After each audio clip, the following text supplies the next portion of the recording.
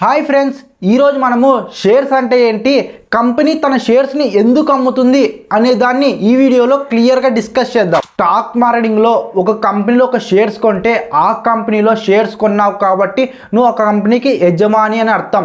ఆ కంపెనీ మంచిగా ప్రాఫిట్ వచ్చినా లాస్ వచ్చినా అది నీకు కూడా చెందుతుంది.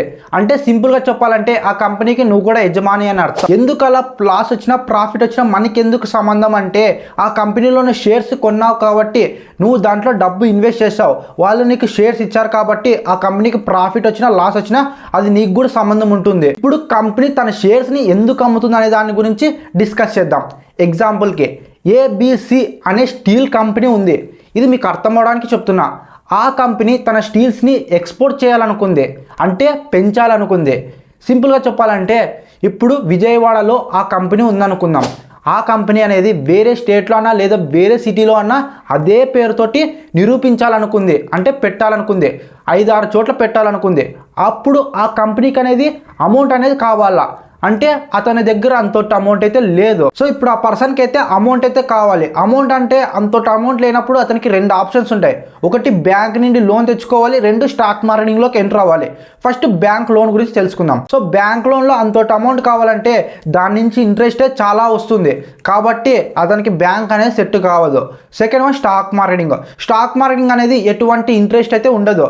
సో ఇందులో షేర్స్ని పబ్లిక్కి అమ్ముతుంది. చాలా కంపెనీస్ అయితే ఈ స్టాక్ మార్కెటింగ్లోకి ఎంటర్ అవుతాయి. ఏబిసి అనే కంపెనీ స్టాక్ మార్కెటింగ్లోకి ఎంటర్ అయినాక తన షేర్ వాల్యూ ఎలా ఉండాలో అనే దాని గురించి ఐడెంటిఫై చేసి దాన్ని డివైడెడ్ చేస్తుంది.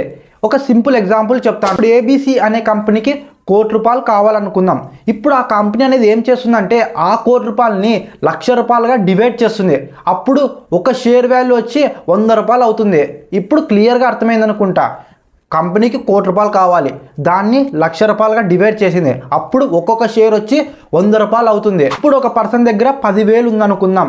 ఇది ఎగ్జాంపుల్కి మాత్రమే. ఆ పర్సన్ ఏబిసి అనే కంపెనీలో ఇన్వెస్ట్ చేయాలనుకున్నాడు. సో ముందుగా ఆ కంపెనీ మంచిగా పర్ఫార్మెన్స్ చేస్తుందా, ఫ్యూచర్లో ఆ కంపెనీలో ఇన్వెస్ట్ చేస్తే ఏమైనా ప్రాఫిట్ వచ్చేది ఉందా లేదా లాస్ వస్తుందా అని మంచిగా ఐడెంటిఫై చేసి ఫండమెంటల్ అండ్ టెక్నికల్ అనాలిసిస్ చేసి ఆ కంపెనీలో ఇన్వెస్ట్ చేస్తాడు. ఇప్పుడు ఆ కంపెనీకి ఒక పార్ట్నర్ లాగా ఉంటాడు, అంటే యజమాని లాగా ఆ పర్సన్ ఉంటాడు. భవిష్యత్తులో ఆ కంపెనీకి లాస్ వచ్చినా ప్రాఫిట్ వచ్చినా ఇతను కూడా భరించాల్సిందే. ఇప్పుడు కొత్తగా వచ్చిన పర్సన్ ఈ 10,000 ఇన్వెస్ట్ చేశాడు కదా, ఈ 10,000 ఇన్వెస్ట్ చేసిన దానికి ఇతనికి ఎన్ని షేర్స్ వస్తాయంటే మొత్తం వచ్చి 100 షేర్లు వస్తాయి. ఇలాగే కొంతమంది అందరు ఇన్వెస్టర్స్ ఆ కంపెనీలో ఇన్వెస్ట్ చేస్తారు. సో కంపెనీకి ఎంత కావాలో ₹1,00,00,000 ఆ అమౌంట్ అయితే అతనికి వచ్చేసింది. సో ఇప్పుడు ఆ కంపెనీకి ఎంత కావాలి? ₹1,00,00,000. ఆ ₹1,00,00,000 తీసుకుపోయి ఆ కంపెనీ ఎక్కడ నిరూపించాలో అక్కడ నిరూపించి మంచిగా పర్ఫార్మెన్స్ చేసి ఆ కంపెనీని మంచిగా మేనేజ్మెంట్ చేస్తే అప్పుడు ఆ కంపెనీ ₹1,00,00,000 కాస్త ₹2,00,00,000 అవుతుంది. సో ఇప్పుడు ఒక పర్సన్ 10,000 ఇన్వెస్ట్ చేశారు కదా, ఆ పర్సన్ యొక్క వాల్యూ వచ్చి 20,000 అవుతుంది. అంటే ₹100 ఉన్న షేర్ వాల్యూ 200 అవుతుంది. సో ఇప్పుడు ఇన్వెస్ట్ చేసిన పర్సన్ ఆ షేర్స్ని ఒకవేళ సేల్ చేస్తే అతనికి వచ్చి 10,000 ప్రాఫిట్ వస్తుంది. సో మీకు క్లియర్గా అర్థమైంది అనుకుంటా.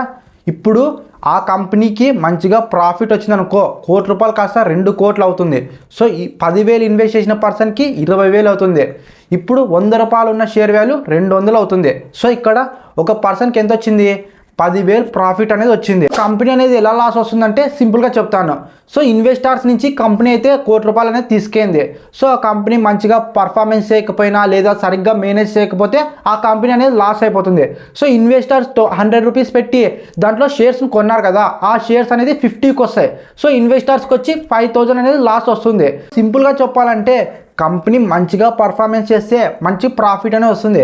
కంపెనీ అంతగా మంచిగా పర్ఫార్మెన్స్ చేయకపోతే, మేనేజ్ చేయకపోతే ఆ కంపెనీ అనేది లాస్ వస్తుంది. స్టాక్ మార్కెటింగ్లో రిస్క్ అనేది ఎక్కువ ఉంటుంది. సో షేర్స్ అంటే ఏంటి, కంపెనీ అంటే ఏంటో మీకు క్లియర్గా అర్థమైంది అనుకుంటా. సో ఈ వీడియో నచ్చితే లైక్ చేయి, షేర్ చేయి, అండ్ ఇట్లాంటి వీడియోస్ కోసం ఛానల్ని సబ్స్క్రైబ్ చేసుకో.